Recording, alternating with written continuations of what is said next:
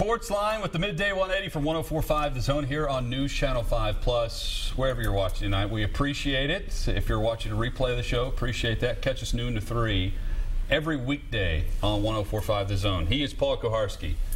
Sitting beside me, Chad Withrow. I'm Jonathan Hutton.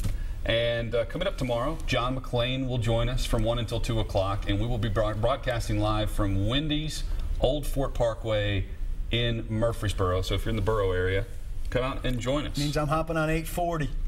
You never know what's going to happen. I think we still have free lunches to give away there, too. So if you want to call in and take one of those, you probably can. We'll be there till 11. Just come on. We'll probably give you a free lunch. Puka Hair is on line 1. We don't hear from this Twitter follower very often, at least on the phones. But very active on Twitter. Very active. Sometimes too active. Hello, guys. Hey. How we doing? Hey. As far as someone Paul looks like, I was thinking of Terry O'Quinn, who's the guy on played Lock on Lost. Yes, Paul hates the show Lost, Puka Hair, but I love it. That's a handsome man, but he's very old. That is an accurate description. He's been in shows that are far better than Lost. It's interesting, though, that people are calling in, giving celebrity lookalikes that nobody's ever heard of. I'm more famous than some of the people you're mentioning. No, Terry O'Quinn, much more famous than you. And if you were half the man John Locke was, we'd all be thankful. John Locke, go down the hatch. It's down the hatch. It's very spiritual. God might be down there, and this might be a dream. For a slightly more serious thing, what do you think about all the flags that are being thrown early this season? It reminds me of early last season.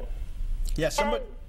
Why do you see this as being? Is it either because the referees are trying to make a point, or it's because the play is just generally sloppy? No, it's partially that referees are trying to make a point, particularly with illegal hands to the face, which was a point of emphasis, and the Titans got called for, what, 2 or 3 of those? 4, but one was declined. And it's a Taylor Lewan issue, apparently. Wisenhunt was talking today about how refs watch for it from Lewan. Well, the reason they're watching for it from Lewan is because he's got a reputation of doing it, and I think he got called for some ridiculous amount of hands to the face in one game at Michigan one time. You remember that?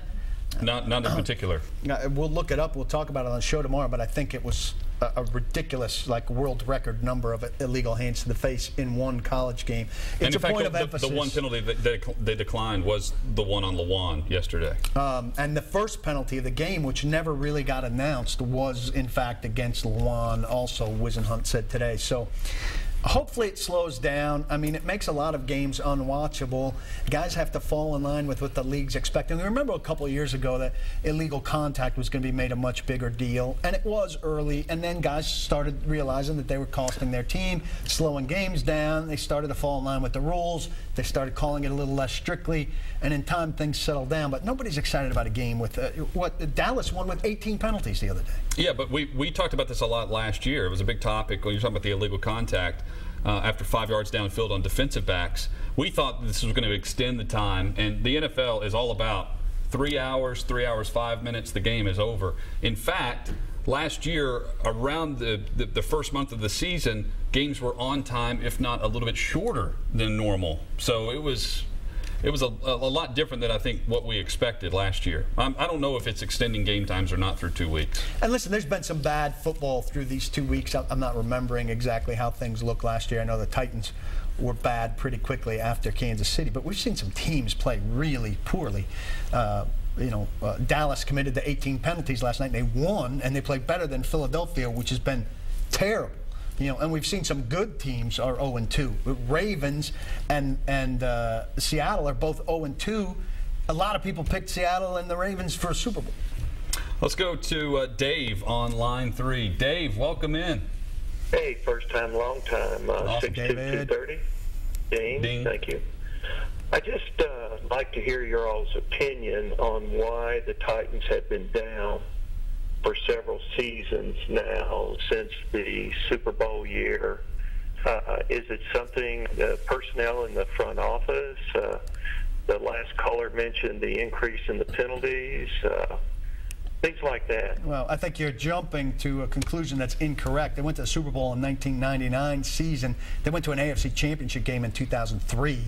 They went 2 games in the playoffs once after that. They won 13 games with Kerry Collins as their quarterback. I mean, it's been 6 bad years, but 6 bad years. Since 2008. 2008 was the last good year. Bad since 2008 is a lot different than bad since the Super Bowl, lost in the divisional round January of 2000. In 2008, but didn't play in the wild card round. I'll give you the simple reason as to why that is. Well, and I'll go even simpler than that. He drafted Vince Young. He drafted Jake Locker. Well, and before that, Pac-Man Jones. Yeah, and neither of which worked out. And you had the number 3 overall pick, the number 8 overall pick.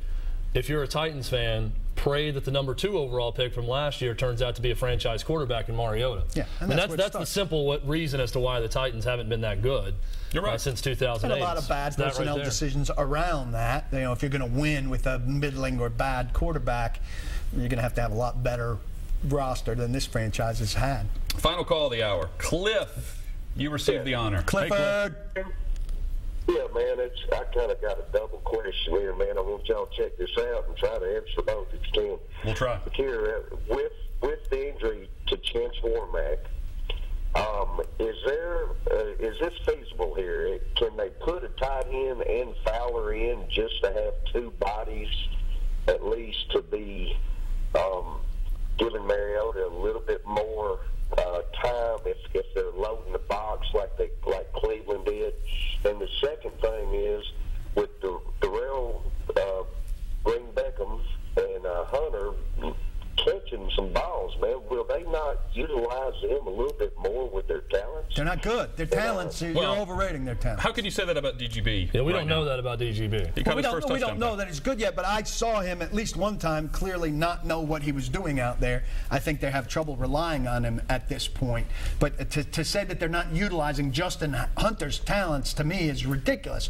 Justin Hunter has not shown any penchant to have consistent talents in some time. And they traded up to get him last year. They traded up to get him in the second round, going back to the original problem with the Titans. I believe he's caught 3 of 4 targets or 4 or 5 targets already. He made 2 of the nicest catches he's made as a Titan yesterday. I mean, I think it's a weird time to talk about Justin Hunter because I thought he had a pretty good day, making some really difficult catches yesterday. Caller also asked about extra tight ends, and Fowler at tight. He doesn't lean. Wisenhunt doesn't lean that much towards this extra stuff, but the Titans played a lot of 2 tight end. That's their base formation. They played a lot of 3 tight end yesterday, and Nudie Fowler was on the field in some 2-back. The question isn't what personnel's on the field. The question is how much is Wisenhunt dedicating those personnel towards helping out a tackle. And also, it's harder for a fullback or a tight end to help out a right guard than it is to help out a right tackle. Patassi needs the help. They should give it to him. But Jamon Meredith, it's hard to help out too much inside. We are back to wrap things up right after this. This is the Midday 180 on SportsLine here on News Channel 5+.